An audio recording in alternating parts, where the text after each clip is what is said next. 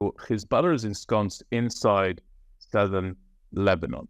They are what we would call a terror army. They are not a terror organization. They are a terror army, seriously trained, battle-hardened. They have been put to the test in conflict against ISIS, a mortal enemy of the Iranian regime. And their numbers rank right about 50,000 conscripts, plus another 50,000 reservists who can be called upon. So that puts their fighting force at about 100,000 fighting men. Now, where did their training come from? Their training came from Iran. Who determines when, how, and with what intensity Hezbollah strikes at the state of Israel, as they have been doing since October 7th? The answer to that is Iran. Where do we see the impact of Iran's tentacles here in this area, or rather the stranglehold of Iranian tentacles here in this area here in Israel?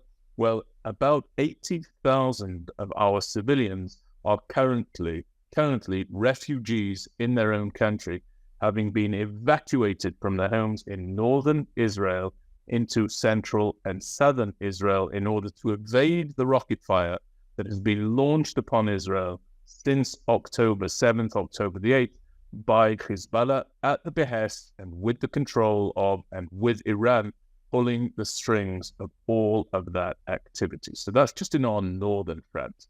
We also see that Iran is working very, very diligently to ensconce itself in even greater fashion inside southern Syria. That's why we saw, for example, according to foreign sources, that the IDF dispatched Mohammad Reza Zahedi, who is the senior most commander of the IRGC, to have been eliminated since the killing of Qasem Soleimani in January 2020 by the Americans. That's because he was active in Syria. He was part of the Iranian effort to bring about greater forces, greater terror forces, and to establish a terror army on Israel's border inside Syria, increasing this arc that is really tightening around the borders of the states of Israel at this time.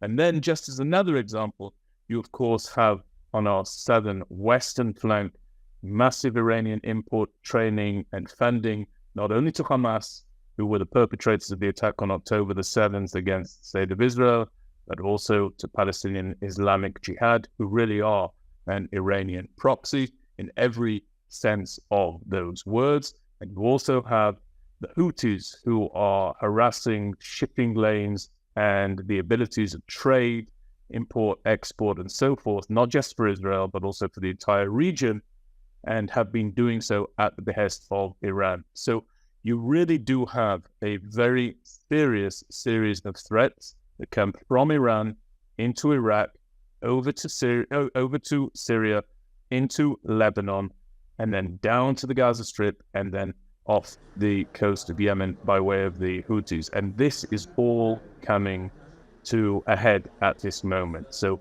at some point, that regime in Iran is going to have to be tackled. Lastly, the massive threat that comes from southern Lebanon by way of Hezbollah and total Iranian proxy is worth speaking about and expressing clearly.